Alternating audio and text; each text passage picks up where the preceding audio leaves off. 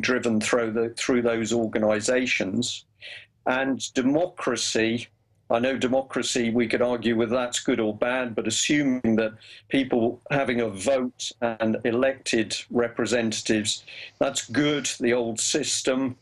But what we're now seeing is exactly what you've just mentioned, Alex, which is that these organizations, which are totally unaccountable to ordinary people, are now brought into the government and local government decision-making process as stakeholders. So we suddenly now find that charities are being asked their opinion as to what should happen with government policy, whereas ordinary people are being pushed to one side.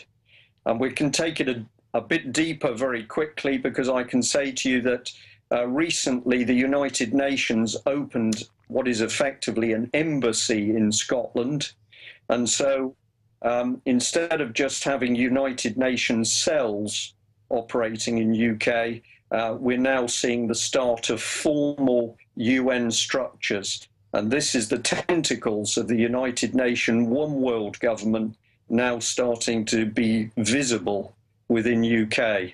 Well, Brian Gerrish, just interject, because you know, the points you're making from someone who's researched it, it's so shocking to know it's the same agenda. But when I've confronted these people and been around them, they are military-style operatives. No matter what town, city, state I go to, it's the same nomenclature, different groups, but you go track them, all funded.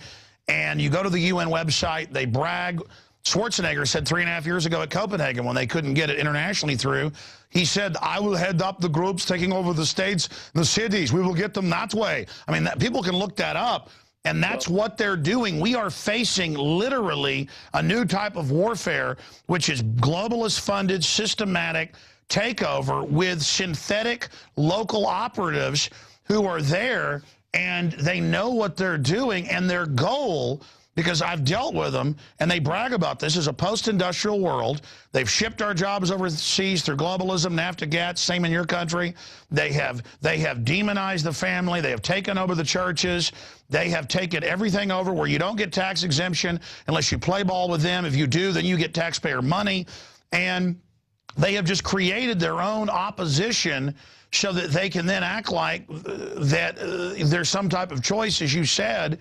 And it's how do you fight such a scientific takeover system? And when they're trying to implode things, so you will implode into their arms, and then the charities can then pose as the saviors. Right. How do you fight it? This bit, I think, is very easy.